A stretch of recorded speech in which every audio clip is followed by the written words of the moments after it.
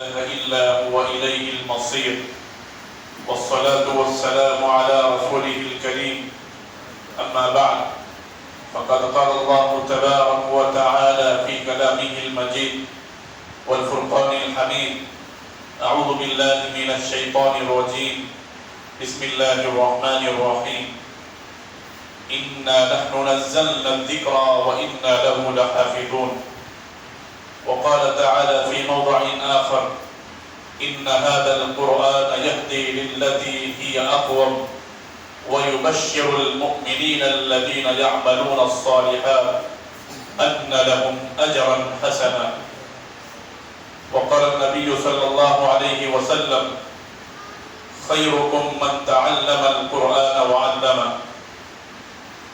تمام قسم کی حمد و ثنا، تعریف و توصیف، عظمت و کبریائی، بڑائی اور بزرگی اللہ تبارک و تعالیٰ کے لیے لائق و زیبا ہے، جس نے ہمیں اور آپ کو مسلمان اور مومن بنا کر پیدا فرمایا، اور مسلمان اور مومن بنانے کے ساتھ ہمیں ایمان کی دولت عطا فرمائی. اور یہ ایمان کی دولت ایک ایسی دولت ہے جس پر دنیا اور آخرت کی کامیابی کی بنیاد ہے. اگر ایمان ہم کو اللہ تعالیٰ نہیں دیتا، ہمیں ایمان کی طاقت نہیں دیتا، تو شاید ہم اللہ کے سامنے سجدہ بھی نہیں کر پاتے تھے، اس مسجد کو آباد بھی نہیں کر پاتے تھے، یہ قرآن مجید جیسا مقدس کلام ہمیں سننے کی توفیق بھی نہیں ملتی تھی.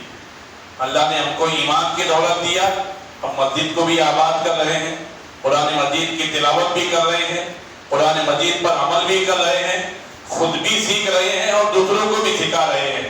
اور جب تک ہمارے اندر ایمان رہے گا، یہ خیر امت کا، یہ امر بالمعروف اور نہی عن المنکر کا مشن قیامت تک چلتا رہے گا.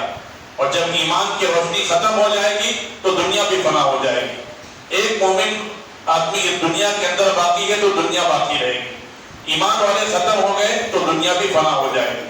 تو یہ اللہ کی بہت بڑی دولت ہے. تو اللہ نے ہم کو ایمان کی دولت سے نوازا ہے. یہ اللہ کا بہت بڑا فضل و کرم اور اس کا احسان ہے.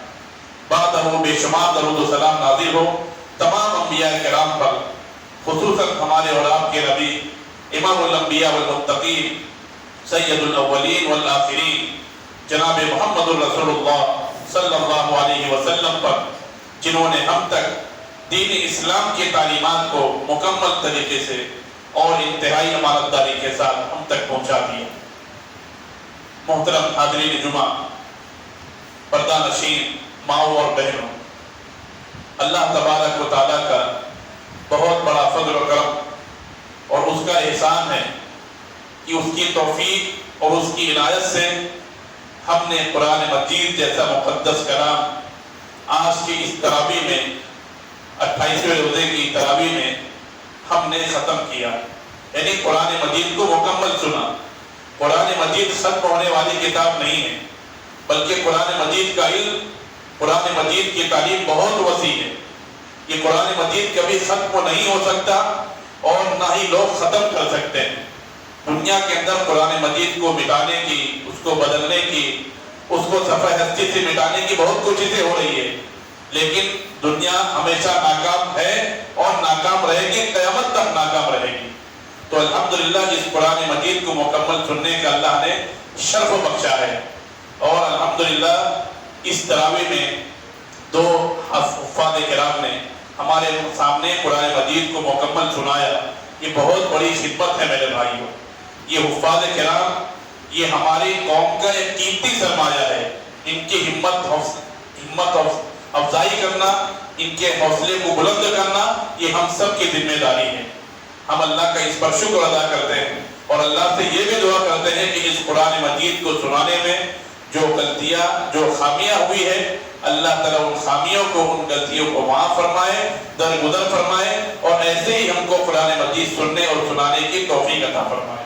میرے بھائیوں، قرآن مجید کو سننا، قرآن مجید کو سنانا یہ بہت بہترین عمل ہے، قابل رشک کا عمل ہے. اللہ کے رسول صلی اللہ علیہ وسلم کی حدیث ہے کہ دو قسم کے لوگ ایسے ہیں جو قابل رشک کا عمل کرتے ہیں، یعنی جن پر رشک کرنا چاہیے. ایک وہ شخص جس کو اللہ نے مال دیا ہے، دولت دیا ہے، پیسے کی، وہ آدمی دولت لینے کے بعد خود بھی اپنے اوپر خرچ کرتا ہے اور اللہ کے راستے میں بھی خرچ کرتا ہے. یعنی اللہ کے راستے میں مال خرچ کرنا یہ قابل رشک عمل ہے. اور ایسے ہی قرآن مجید کو سیکھنا اور لوگوں کو سکھانا یہ بھی قابل رشک عمل ہے. آج حفاظ کرام نے قرآن مجید کو اپنے استادوں سے سیکھا اور لوگوں کو سکھا رہے ہیں, لوگوں کو پڑھا رہے ہیں. یہ بھی قابل رشک عمل ہے. ان کے والدین کے لیے بھی صدقہ جاریہ ہے اور ہم سب کے لیے بھی بہت بڑے اجر و ثواب کی بات ہے. بہرحال میں زیادہ گفتگو نہ کرتے ہوئے اپنے پروگرام کو آگے بڑھاتا ہوں اور میں قرآن مجید کی تلاوت کے لیے حافظ عبدالبر کو آواز دیتا ہوں کہ وہ آئے قرآن مجید کی تلاوت سے اس پروگرام کا آغاز کریں.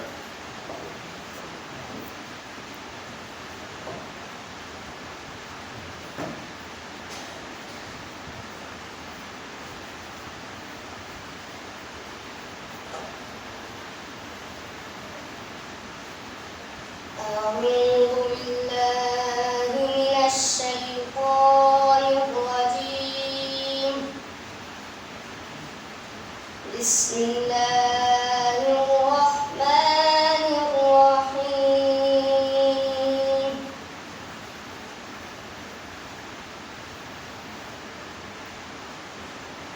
والشمس وضحاها والقمر إذا تلاها والنهار إذا جلاها والليل إذا يغشاها والسماء وما بناها والأرض وما طحاها ونفس وما سواها فألهمها فجورها وتقواها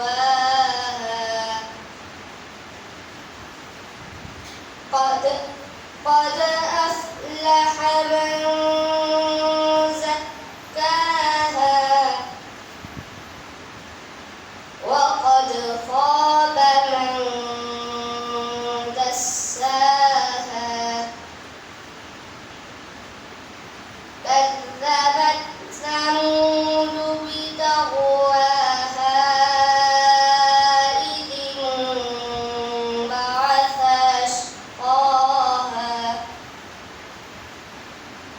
فقال لهم رسول الله ناقة الله وسقياها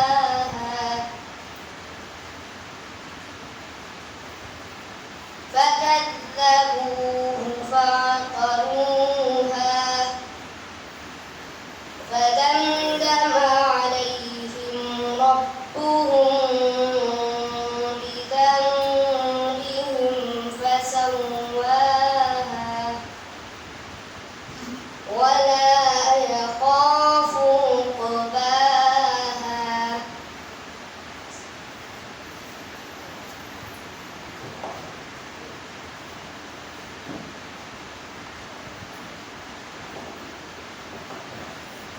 جزاک اللہ خیرا و احسن الجزاء. الحمدللہ قرآن مجید کی تلاوت سے اس پروگرام کا آغاز ہوا. اب میں بڑے ہی ادب و احترام کے ساتھ استاد محترم فضیلت الشیخ عبدالوحید ندوی حفظہ اللہ کو دعوت دیتا ہوں کہ وہ سامعین کے سامنے خطاب پیش کرے.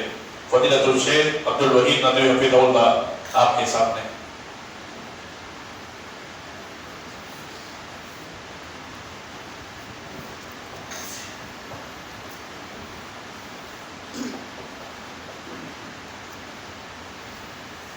إن الحمد لله نحمده ونستعينه ونستغفره ونعوذ بالله من شرور أنفسنا وسيئات أعمالنا من يهده الله فلا مضل له ومن يضلل فلا هادي له وأشهد أن لا إله إلا الله وحده لا شريك له وأشهد أن محمدا عبده ورسوله أما بعد فإن خير الحديث كتاب الله وخير الهدي هدي محمد صلى الله عليه وسلم وشر الأمور محدثاتها وكل محدثة بدعة وكل بدعة ضلالة وكل ضلالة في النار.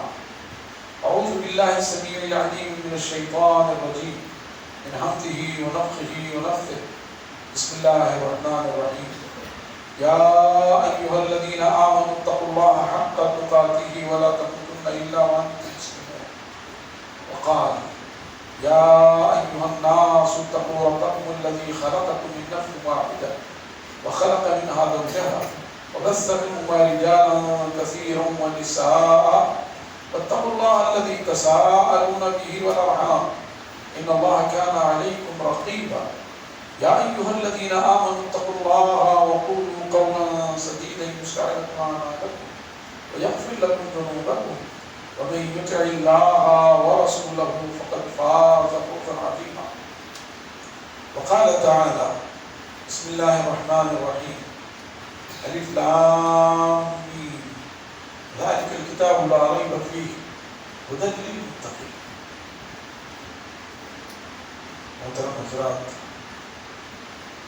بزرگوں، جمع صاحب ساتھیوں، عزیز بھائیوں، خواتین امت، اللہ کے فضل و کرم اور اس کی توفیق، اس کی عنایت اور مہربانی سے ہم نے تراویح میں قرآن پاک کا ایک دور مکمل کر لیا اور روزانہ اللہ کی توفیق سے ہم نے ایک پارہ سوا پارہ قرآن پاک سنا. ظاہر ہے یہ وہ کلام ہے جو منزل من اللہ ہے، یہ وہ کلام ہے جس کے اللہ کی جانب سے نازل ہونے میں کوئی شک و شبہ نہیں، لا ریب فیہ. اور اللہ تبارک و تعالیٰ نے ان لوگوں کے لیے جو قرآن پاک کے نازل ہونے میں شک و شبہ کرتے تھے، جو یہ کہتے تھے کہ یہ انسانی کلام ہے، جو یہ کہتے تھے کہ محمد رسول اللہ صلی اللہ علیہ وسلم محمد پر یہ کلام املا کروایا گیا ہے، القاء کیا گیا ہے، انہیں کسی نے سکھا دیا ہے، پچھلے لوگوں کے قصے اور کہانیاں ہیں، تو اللہ تبارک و تعالیٰ نے ایسے لوگوں کے لیے کہا اگر تمہیں کچھ شبہ ہے تو اس قرآن پاک جیسا لے آؤ. قُلْ إِنِ اجْتَمَعَتِ الْإِنسُ وَالْجِنُّ عَلَىٰ أَن يَأْتُوا بِمِثْلِ هَٰذَا الْقُرْآنِ لَا يَأْتُونَ بِمِثْلِهِ وَلَوْ كَانَ بَعْضُهُمْ لِبَعْضٍ ظَهِيرًا.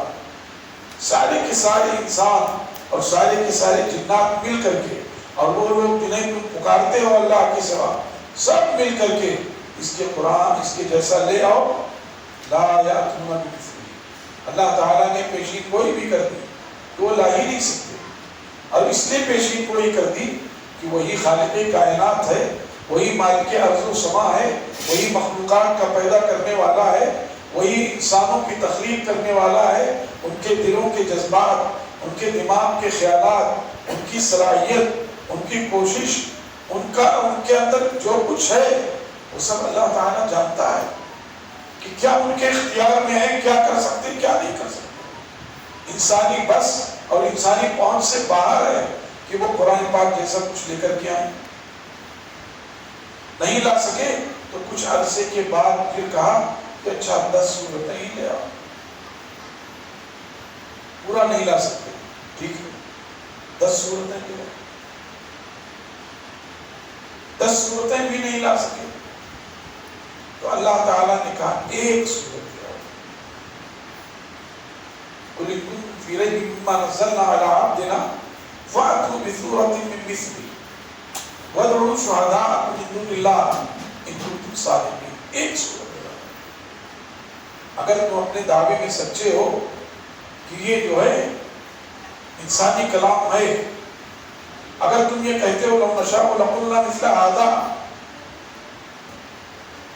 ہم چاہیں تو ہم بھی ایسے کہہ سکتے ہیں، تو ٹھیک ہے ایک سورت لے آؤ اگر اپنے دعوے میں سچے ہو. پھر قرآن پاک نے کہا وَإِن لَمْ تَفْعَلُوا وَلَن تَفْعَلُوا وَاتَّقُوا النَّارَ الَّتِي وَقُودُهَا النَّاسُ وَالْحِجَارَةُ أُعِدَّتْ لِلْكَافِرِينَ. پھر اگر نہیں لا سکے اور ہرگز قیامت تک لا بھی نہیں سکتے، اب تک نہیں لا سکے، فَإِن لَمْ تَفْعَلُوا نہیں کر سکے، وَلَن تَفْعَلُوا آگے بھی نہیں کر سکو۔ جب نہیں کر سکتے تو پھر قرآن پاک کی عظمت کو تسلیم کرو، اس کے پیغام کو مانو، اس کی تعلیمات کو اپنی زندگی میں نافذ کرو، اس کے پیغام کو دوسروں تک پہنچاؤ، اس کو اپنے لیے نسخہ کیمیا بناؤ اور اس کے مطابق اپنی زندگی گزارو اور کھپاؤ۔ اور اگر نہیں کیا فَاتَّقُوا النَّارَ الَّتِي وَقُودُهَا النَّاسُ وَالْحِجَارَةُ تو اس آگ سے ڈرو، اس کا ایندھن انسان اور پتھر ہوں گے۔ وَعِدَّتْ لِلْكَافِرِينَ جو ناشکروں کے لیے، کہ جو اللہ کی نعمتیں کھاتے ہیں، اللہ کی سہولیات سے فائدہ اٹھاتے ہیں، اللہ تبارک و تعالیٰ کی چلائی ہوئی ہوا سے، اس کے برسائے ہوئے پانی سے، اس کے سورج کی گرمی اور تپش سے، اس کی زمین سے، اور نہ جانے کتنی چیزوں سے فائدہ اٹھاتے ہیں اور پھر انکار کرتے ہیں، ناشکری کرتے ہیں۔ کہا گیا وَإِدَّتْ لِلْكَافِرِينَ جو کافروں کے لیے تیار کی گئی۔ اس کا مطلب یہ ہے کہ قرآن پاک انسانی کلام ہے، انسانی کلام نہیں ہے۔ اس کا مطلب یہ ہے کہ قرآن پاک منزل من اللہ ہے، اور جب منزل من اللہ ہے تو ہم اس کے بندے ہیں، اس کی مخلوق ہیں، اس کے غلام ہیں، اس کے تابع، اس کی ملکیت ہیں۔ تو اللہ تبارک و تعالیٰ نے اس کتاب میں جو پیغام دیا ہے اس پیغام کو قبول کیا جائے، اس کے مطابق زندگی گزاری جائے۔ آپ سمجھ سکتے ہیں کہ یہ قرآن کتنا عظیم ہے۔ إِنَّا عَرَضْنَا الْأَمَانَةَ عَلَى السَّمَاوَاتِ وَالْأَرْضِ وَالْجِبَالِ فَأَبَيْنَ أَن يَحْمِلْنَهَا وَأَشْفَقْنَ مِنْهَا وَحَمَلَهَا الْإِنسَانُ إِنَّهُ كَانَ ظَلُومًا جَهُولًا۔ امانت کی ایک تشریح قرآن بھی کی گئی ہے کہ ہم نے اس قرآن کو اور اس کی تعلیمات کو، اس کے پیغام کو پہاڑوں پر پیدا کیا، آسمانوں پہ ہم نے آسمانوں کے حوالے کیا اور آسمانوں کو سونپا، سب نے انکار کر دیا۔ السماوات والارض والجبال زمین پر، آسمان پر، پہاڑوں پر پیش کیا۔ فَأَبَيْنَ أَن يَحْمِلْنَهَا سب نے انکار کر دیا۔ یہ کلام اتنا عظیم ہے، اس کا پیغام اتنا عظیم ہے، اس کے تقاضے اتنے عظیم ہیں، اس کی عظمت اتنی ہے کہ سب نے انکار کر دیا۔ وَحَمَلَهَا الْإِنسَانُ انسان نے اٹھا لیا۔ انسان نے جب اٹھا لیا تو اس کی تعریف ہونی چاہیے،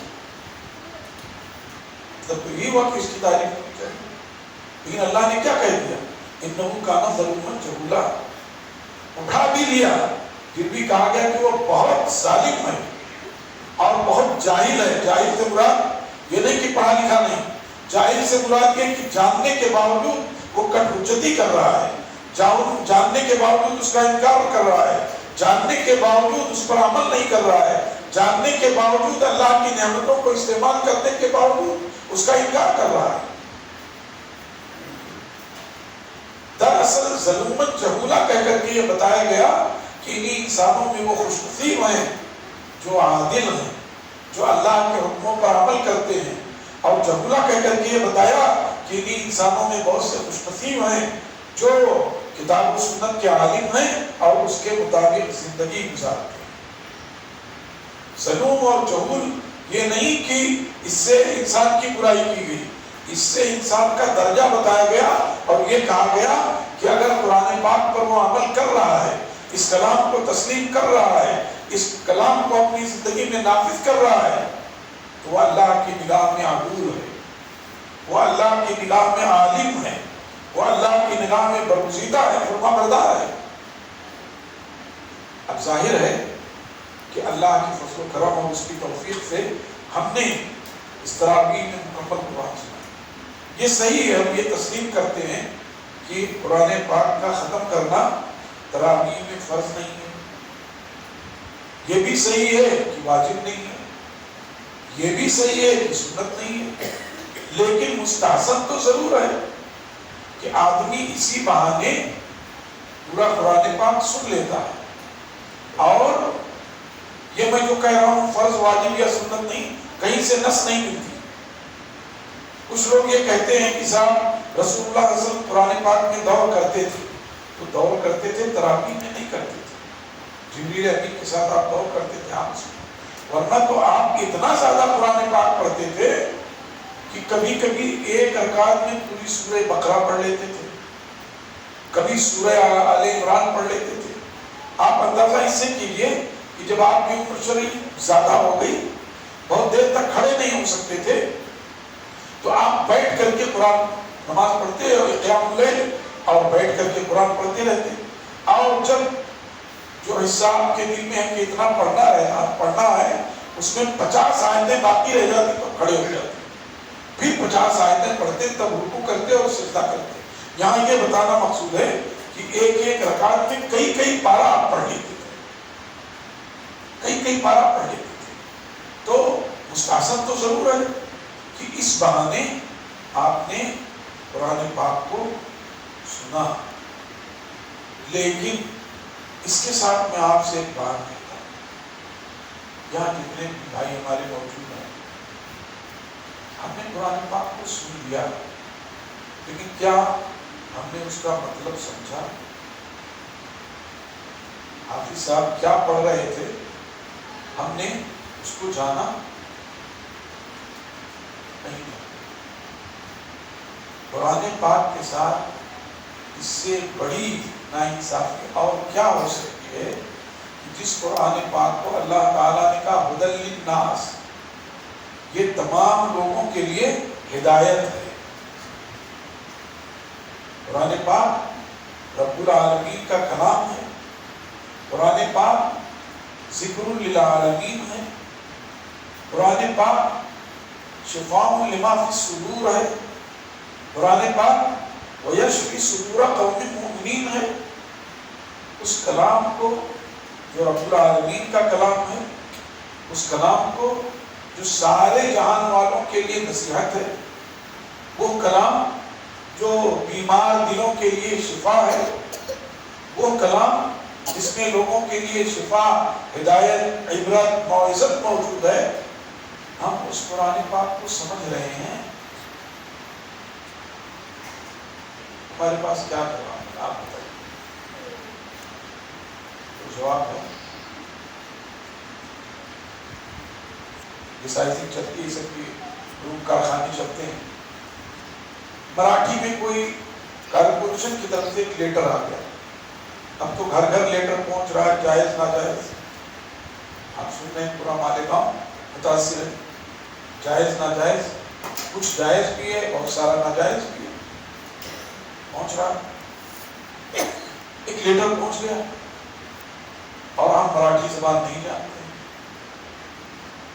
تو ہماری نیند اڑ جاتی ہے جب تک ہم اسے کسی جانکار سے پڑھوا نہیں لیتے۔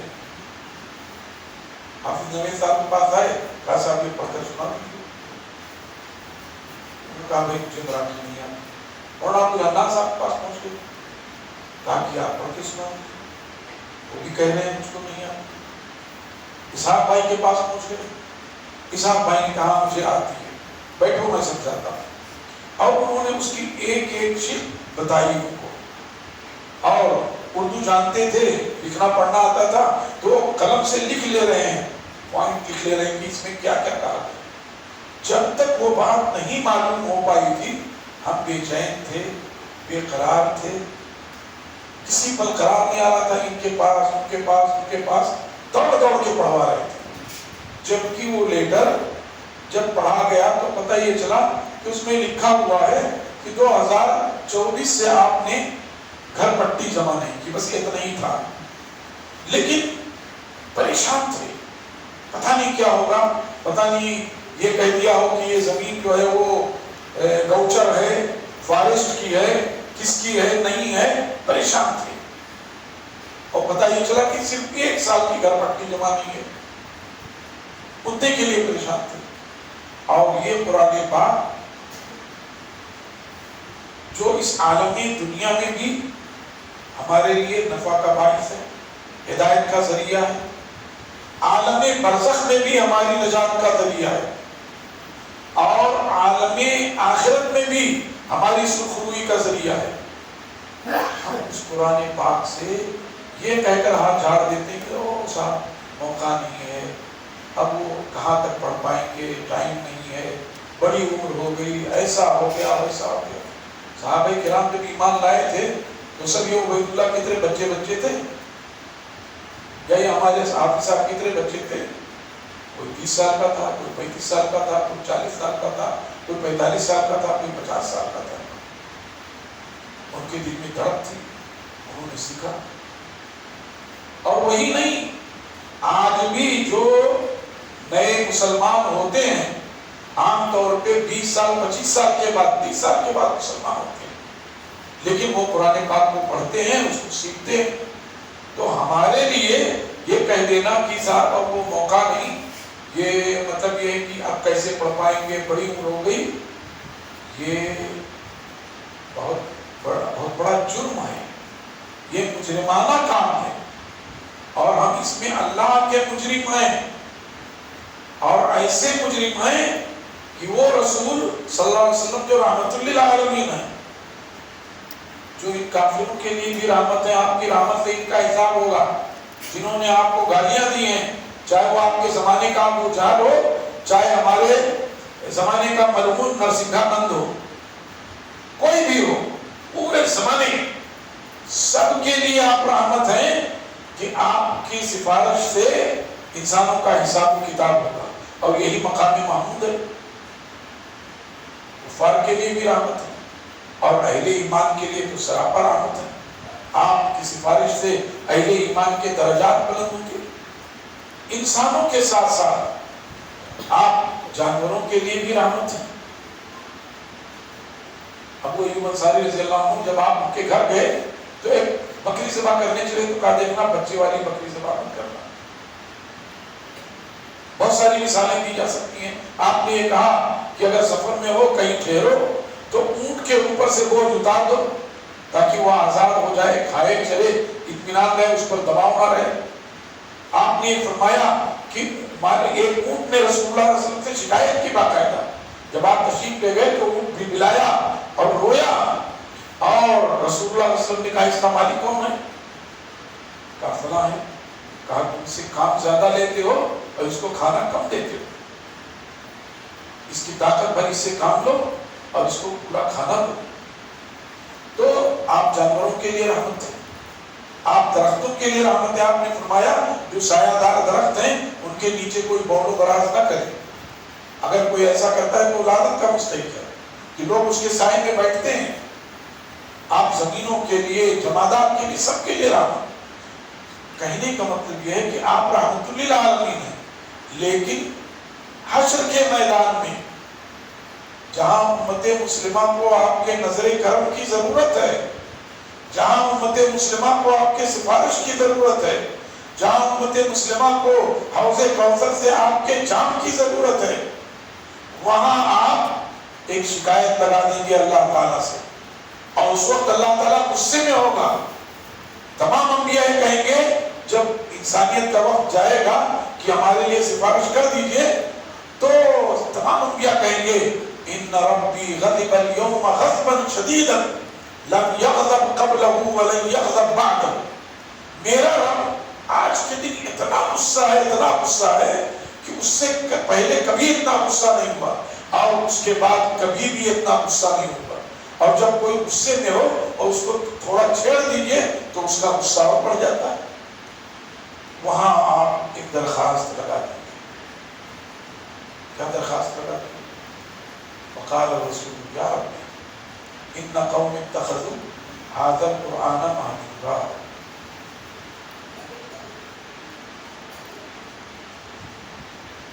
بہت مشکل ہے،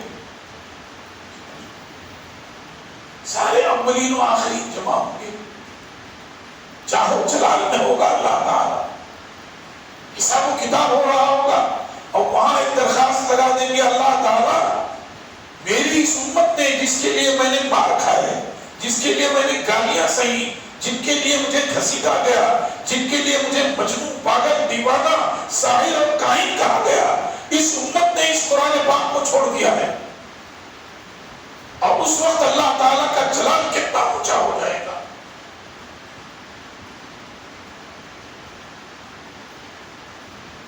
چھوڑنے کا مطلب یہ ہے کہ اس نے تلاوت چھوڑ دی۔ چھوڑنے کا ایک مطلب یہ ہے کہ اس نے اس کے معنی اور مفہوم کو سمجھنا چھوڑ دیا۔ چھوڑنے کا ایک مطلب یہ ہے کہ اس نے اس پر عمل کرنا چھوڑ دیا۔ چھوڑنے کا ایک مطلب یہ ہے کہ اس نے دوسروں تک اس کا پیغام پہنچانا چھوڑ دیا۔ چھوڑنے کا ایک مطلب یہ ہے کہ اس نے قرآن پاک کو اپنے معاشرے میں رواج نہیں دیا۔ اور اس وقت ہمارا کیا حال؟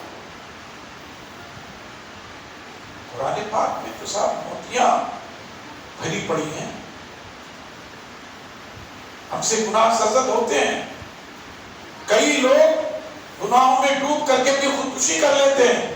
جب گناہوں کے پاپ کا گھڑا بھر جاتا ہے خودکشی کر لیتے ہیں۔ لیکن اگر ان کے سامنے قرآن پاک کی آیت ہوتی یا عبادی الذین اسرفوا علی انفسہم لا تقنطوا من رحمت اللہ، اے لوگوں جنہوں نے اپنی جانوں پر ظلم کیا ہے، اپنے آپ پر گناہ کر کے، اپنے آپ پر زیادتی کر کے، اپنے رب کے حکموں سے انکار کر کے، اپنے رسول کی سنتوں سے اعراض کر کے جنہوں نے اپنے آپ پر ظلم کیا ہے، لا تقنطوا من رحمت اللہ، اللہ کی رحمت سے مایوس نہ ہو جائے۔ انہ یغفر الذنوب جميعا، سارے گناہ معاف کر دیتا ہے۔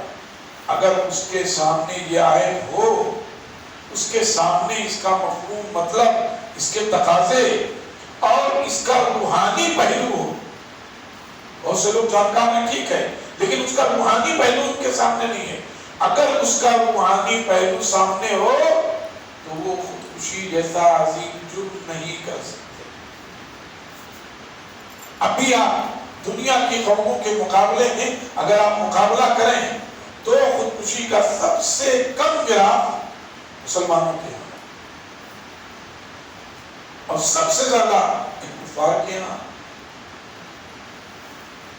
یہودیوں کے یہاں بھی، نصارہ کے یہاں بھی، سکھوں کے یہاں بھی، جینیوں کے یہاں بھی، اور بدھسٹوں کے یہاں بھی، اور جتنے بھی پائے جاتے ہیں میرے اپنے علم کے اندر خودکشی کا گراف سب سے زیادہ ان کے یہاں ہے، مسلمان کے یہاں اس کا 2% بھی نہیں۔ لیکن اگر مسلمان اس آیت کو سمجھ لیتا اور مسلمان یہ جان لیتا کہ اللہ تعالی ہمیں اپنے سے قریب کر رہا ہے، وَإِذَا سَأَلَكَ عِبَادِي عَنِّي فَإِنِّي قَرِيبٌ أُجِيبُ دَعْوَةَ الدَّاعِ إِذَا دَعَانِ فَلْيَسْتَجِيبُوا لِي وَلْيُؤْمِنُوا بِي لَعَلَّهُمْ يَرْشُدُونَ۔ رمضان مبارک کے اور قرآن پاک کے نزول اور اس روح پرور بیان کے درمیان یہ بات کہی جا رہی ہے کہ جب میرے بندے میرے تعلق سے سوال کریں تو آپ کہہ دیجئے میں ان سے انتہائی قریب ہوں، فَإِنِّي قَرِيبٌ وَنَحْنُ أَقْرَبُ إِلَيْهِ مِنْ حَبْلِ الْوَرِيدِ، ہم اس کے شہرت سے بھی زیادہ قریب ہیں۔ تو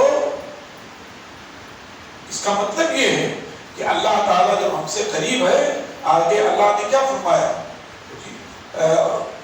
وَإِذَا سَأَلَكَ عِبَادِي عَنِّي فَإِنِّي قَرِيبٌ أُجِيبُ دَعْوَةَ الدَّاعِ إِذَا دَعَانِ، میں پکارتا ہوں، اس کے پکار پر لبیک کہتا ہوں جب مجھے پکارتا ہے۔ اَمَّنْ يُجِيبُ الْمُضْطَرَّ إِذَا دَعَاهُ وَيَكْشِفُ السُّوءَ، وہ کون سی ہستی ہے جو مضطر کی دعا کو قبول کرتی ہے اور اسے دکھ تکلیف کو ہٹا دیتی ہے۔ اگر ہم قرآن پاک کو معنی کے اعتبار سے پڑھیں تو دھیرے دھیرے اللہ تعالیٰ ہمارے دل کو کھول دے گا۔ آج کی درس کا خلاصہ اور پیغام یہ، یہاں جتنے بھی لوگ موجود ہیں میں ان سے یہ وعدہ لینا چاہتا ہوں، ہم نے تراویح میں اللہ کے فضل سے قرآن پاک سنا، اللہ تعالی ہماری سننے کو قبول کر لے اور ہمارے دامن کو نیکیوں سے بھر دے، اللہ تعالی ہمارے انگ انگ میں نیکیاں اور اس کی روحانیت عطا فرما دے، ہمارے دل میں، ہمارے دماغ میں، ہمارے اعضاء و جوارح میں، ہمارے روئے میں قرآن پاک سے حاصل ہونے والے فیض و برکات بھر دے، اور جن لوگوں نے سنایا اللہ تعالیٰ ان کو اجر عظیم عطا فرمائے، ان کے والدین، ان کے خیش و اقارب کو بھی پورا پورا بدلہ دے۔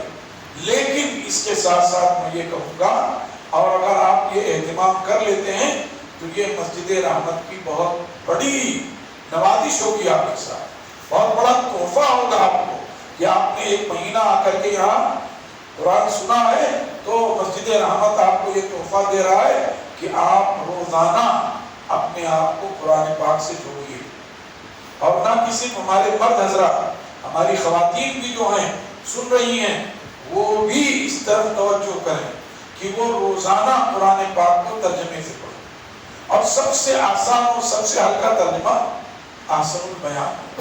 ہم نہیں کہتے پہلی فرصت میں آپ تفسیر ابن کثیر پڑھیے، یہ بھی نہیں کہتے تفسیر الرحمن پڑھیے، تھوڑی تفصیل ہے، یہ بھی نہیں کہتے کہ فتح القدیر کا ترجمہ پڑھیے یا اور بہت ساری تفسیریں۔ ہم صرف آپ سے یہ کہتے ہیں کہ آپ احسن البیان پڑھیں۔ اس کتاب پر علماء نے اعتماد کیا ہے، اس ترجمے پر اور اس کی مختصر تفسیر پر علماء نے، ہندوستان کے علماء نے، باہر کے علماء نے کیا ہے، ورنہ یہ آسان تو مطلب ہلکی پھلکی تفسیر ہے، یہ ثناء اللہ مدنی صاحب نے جو کیا ہے آسان قرآن، لیکن آپ احسن البیان پڑھیں، ویسے وہ مل جائے وہ بھی پڑھ سکتے ہیں۔ آسان یعنی احسن البیان لیجئے اور ایک رکوع کے لیے آپ ٹارگیٹ بنائیں، روزانہ ایک رکوع۔ اگر آپ کو لگتا ہے کہ ایک رکوع ایک مجلس میں نہیں تو آدھا رکوع صبح اور آدھا رکوع شام کو جب سوتے چلیں تب، زیادہ سے زیادہ آپ کا ایک رکوع پڑھنے میں اگر بہت سوچ سمجھ کر اچھے انداز میں آپ پڑھیں گے تو آدھا گھنٹہ لگے گا، ورنہ اس سے کم لگے گا۔ 15 منٹ صبح آپ دے دیجیے فجر کے بعد، 15 منٹ عشاء کے بعد دے دیجیے ایک رکوع۔ اگر آپ ایک رکوع روزانہ پڑھتے ہیں تو مجھے امید ہے کہ اگلے سال اس مسجد میں جب آپ تراویح کے لیے آئیں گے، اللہ کے فضل اور اس کی توفیق سے، اور اس نے اگر موقع دیا ہے آپ آئیں گے تو کم از کم آپ 15 پارہ پڑھ چکے،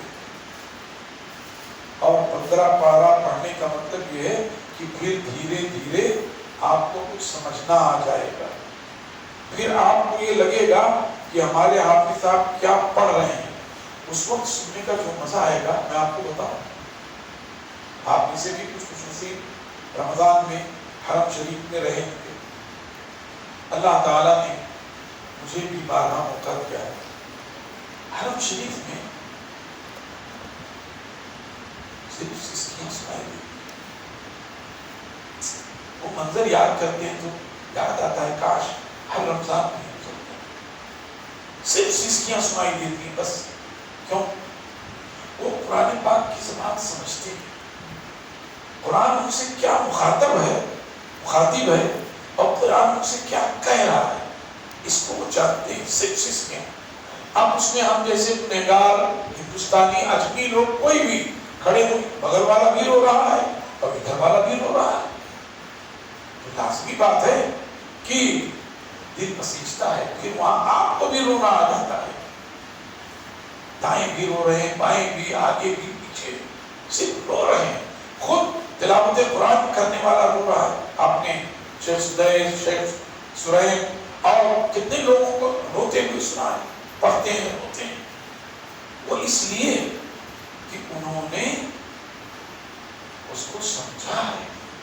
میرے بھائیوں، آج کے اس درس کا خلاصہ یہ ہے، قرآن پاک کی عظمت کے ساتھ ساتھ اس کے بہت سارے تقاضے، بات بہت لمبی ہو گئی، صرف 15-20 منٹ کی بات تھی، شاید 25 منٹ ہو جائے۔ آج کا صرف میرا پیغام یہ ہے، یہاں جتنے لوگ موجود ہیں یہ اللہ تعالیٰ سے وعدہ کریں کہ انشاءاللہ ہم روزانہ قرآن پاک ایک رکوع پڑھیں گے ترجمے کے ساتھ۔ کیا اللہ سے وعدہ کرتے ہیں؟ ہاں ضرور۔ اگر آپ یہ وعدہ کرتے ہیں تو انشاءاللہ آپ کا یہ عمل آپ کے لیے، آپ کے اولاد کے لیے، آپ کے متعلقین کے لیے اجر و ثواب کا باعث ہوگا۔ اور جب آپ قرآن پاک کا مطالبہ سمجھنے لگیں گے نا تو آپ کی زندگی خود ہی بے چین ہوگی کہ اس کتاب پر خود عمل کرو، اپنے بچوں سے عمل کرواؤ، جو ملنے جلنے والے غیر مسلم ہیں۔ میں تو اکثر یہ کہا کرتا ہوں ہر درس میں اپنے کہ اللہ تعالیٰ کتاب و سنت کے احکام کو سمجھنے کی، اس پر عمل کرنے کی اور اسے دوسروں تک پہنچانے کی توفیق عطا فرمائے۔ آخری جملہ میرا ہر درس کا یہی ہوتا ہے، ہفتہ واری درس چاہے مسجد جمیلہ میں ہو، چاہے مسجد خلیل میں ہو، چاہے اور کہیں بھی ہو، یہ آخری جملہ میں ضرور کہتا ہوں اور دل سے کہتا ہوں، کوشش کرتا ہوں کہ اس پر خود بھی عمل کروں، کہ اس کے احکام کو سمجھیں، اس کو اپنی عملی زندگی میں نافذ کریں اور دوسروں تک پہنچائیں۔ یہی قرآن پاک کا ہم سے مطالبہ ہے، یہی قرآن کا ہم سے تقاضا ہے۔ اللہ تعالیٰ ہمارے اس قیام اللیل کو، ہماری تراویح کو، ہماری حاضری کو قبول فرمائے، اور جن لوگوں نے یہ سنایا اللہ تعالیٰ انہیں اجر و ثواب سے نوازے اور ہمیں توفیق دے کہ ہم ان کی تعظیم و تکریم کر سکیں۔ سبحان ربک رب العزت عما یصفون وسلام علی المرسلین والحمد للہ رب العالمین۔ ساتھ ہی یہ مسجد کی ذمہ داران اور مسجد کی دیکھ ریکھ کرنے والے، اللہ تعالیٰ ان کو بھی اجر و ثواب سے نوازے، اور اللہ کرے کہ اگلے سال آپ RCC میں نماز پڑھ رہے ہیں انشاءاللہ۔ مجھے امید ہے کہ ایک سال میں اس کا کام مکمل ہو جائے گا، اللہ نے چاہا۔ اللہ تعالیٰ ان لوگوں کو بھی جو یہ مسجد بنوا رہے ہیں، جو اس کے لیے تبرع کر رہے ہیں، ڈونیشن دے رہے ہیں، اور جو لوگ دیکھ ریکھ کر رہے ہیں، اور جو لوگ اس میں لگے ہوئے ہیں، سب اس کے اجر و ثواب کے مستحق ہیں۔ اللہ ہم سب کو بھی اس میں شامل کر لے۔ وآخر دعوانا الحمد للہ رب العالمین، وصلی اللہ وسلم وبارک علی نبینا محمد وعلی آلہ وصحبہ اجمعین۔ السلام علیکم ورحمۃ اللہ وبرکاتہ۔